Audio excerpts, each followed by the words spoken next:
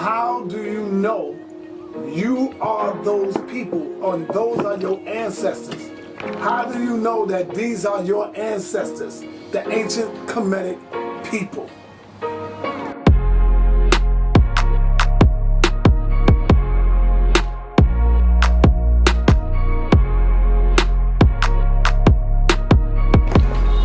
You are not them people. Okay. How do you know that? Well, here's the thing. The relationship that African Americans have made to ancient Egypt was never based on direct ancestry. You see, the Hebrew Israelites are trying to make a claim about direct ancestry. That was never the argument of the African American when it comes to ancient Egypt. The argument of the African American when it comes to ancient Egypt was predicated on a premise that was put forth by Europeans during the 18th, 19th, and 20th century. And that was their premise for justifying slavery. The premise that they used for justifying slavery was based on civilization or barbarism. This is why Sheikh Anta Diop named his text Civilisation ou Barbarie in French, civilization or barbarism. Okay, translated by Yalemi Ngemi, someone who I had the opportunity of being friends with and acquaintances with. We would speak about the book. So what was the argument made? The argument is Ethiopian music, right? The argument made was that when they looked around the world, because I remember Europeans had to rationalize this because they had to say, okay, we're Christians. We're a Christian nation, right? Didn't the Pope, right, the Rex Pontificus and the Papal Bull, I forget which ones they were, that said, I give you permission to reduce to servitude all infidels. Mm-hmm. This is when Spain and Portugal were splitting up the world and the Pope said you can reduce them all to slavery. That means anybody that was not a Christian could be reduced to slavery, right? Okay. Anybody? So listen. And so these nations were reducing people to slavery based on a Christian mandate. And therefore, you had to tell yourself that number one, anyone that was not Christian was basically not a human being. That was the first criteria. The second criteria, which then allowed you to enslave them and you could sleep at night. The second criteria was anyone who had not contributed to the building of civilization was outside of any obligation of the rest of humanity. And what they said was all of the major rations, whatever taxonomy they were using that came out of Blumenbach's taxonomy of humanity, out of Göttingen University in Germany, they said any group that has not produced any civilizations, the rest of humanity owes them no obligation because they are still evolving into becoming full human beings. Therefore, because they are not full human beings, it is okay to reduce them to servitude. And the one group that they came up with was us. They said black people had produced no civilization. This is what they said. And in order, there was only one problem with that statement. The problem with that statement at the time it was made was that the world knew at that time, in the 18th century, in the 19th century, they knew at that time that prior to the Macedonian invasion of Alexander in Egypt, that Egypt had been a black civilization. It was created by native Africans, and they knew it. But it was a problem that caused cognitive dissonance in the European world. And so what they had to do was they had to perform an academic lobotomy on humanity. They changed the racial identity of the ancient Egyptians in their textbooks and in their academic circles and made them a brown people And I don't mean brown like you and me brown. They made them a brownish, white, lightish people until they ended up being white in the textbooks at the University of Chicago by this guy, James H. Breasted. When James and Van Sertima goes deep into that. And then they went to work on the Ten Commandments, the movie, to let you see how white they were. But that was just Hollywood in general, right, yes. But yeah, media, yes. And not only that, right. National Geographic was in on it. National Geo, it was a worldwide conspiracy of National Geographic. The Egyptian antiquities in Egypt, they were in on it as well in modern times with Zahi Hawass. He was in on it. That's why they produced that white bust of King Tut, right? So it's all been a conspiracy against ancient Kemet. Dr. Jeffrey said it best. It was never about anti-Semitism. It was always about anti-Kemetism. Right. Always. Always. And the problem with black people is that they don't know how to keep their eye on the ball. They don't know how to keep they know how to keep their eye on the sparrow. They don't know how to keep their eye on the ball. So ancient Egypt was always the ball. So if they came over to West Africa for the slave trade, right, how are we? Stop. Don't make look. We can establish that genetic relationship, but don't fall into the same trap that the Hebrews fell into. Stop. I am not missing your point. Why? I'm asking you because I know you got the answers. So when I'm asking you, you got to understand where I'm going at. Right. I'm asking you so you can tell me or tell the kid that's watching why these are your ancestors. Why you are the mothers and fathers of the pyramid builders. That's why I'm asking you, brother. Okay. All right. So how? All right. Let me just put it. Let me make it real simple. Yeah. Let me make it real simple. Yeah. Okay. To understand the history of Africa, you have to understand seminal points or dates. Dates relating to weatherization. Okay? You said weather? Weatherization. Meaning that, or weather and topography.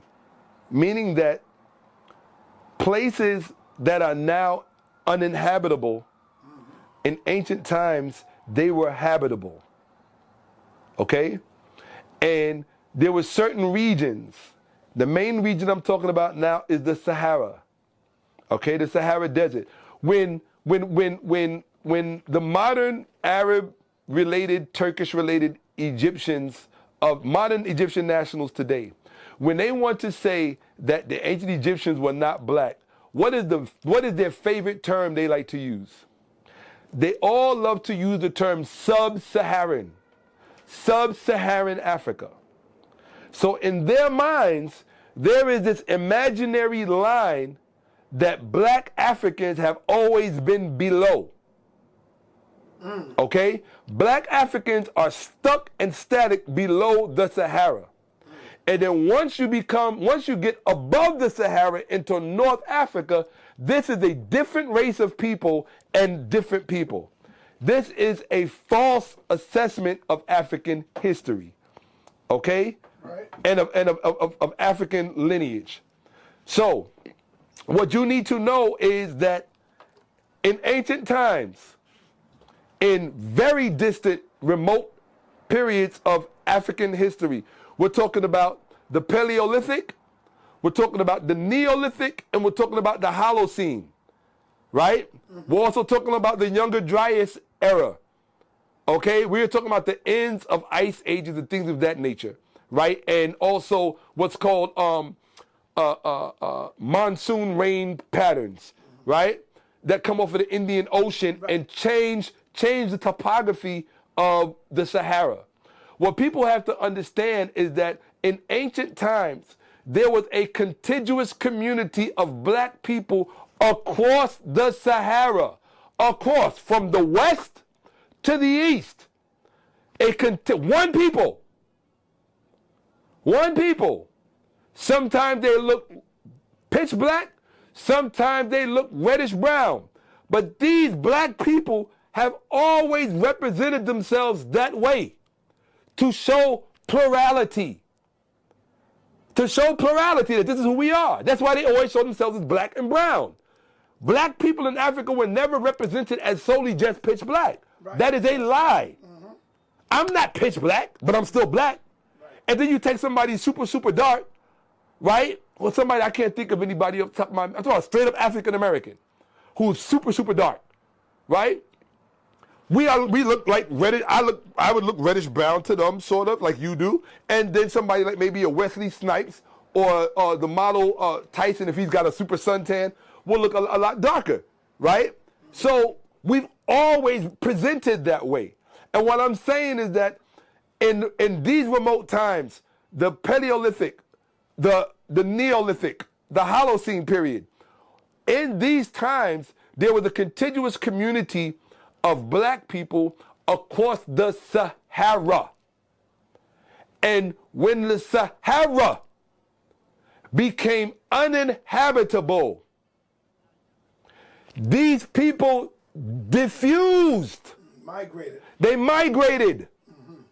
And they became marginalized from the Sahara for different reasons, dealing with things like subsistence, hunter-gatherer cultures, pastoralism, and fishing cultures, right? These people gravitated towards ecologies in which they could flourish.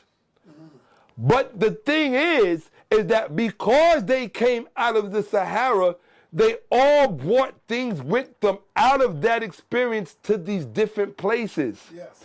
This is why Chancellor Williams said that when he was doing his field study, now this is somebody that taught at Oxford and who graduated from the American University in Washington, D.C., blind when he was 94, said when he was doing the cultural anthropological work for the destruction of black civilization, he said when he was doing that work, what he discovered was that for the most part, in Africa, north, east, west, and south, there was one culture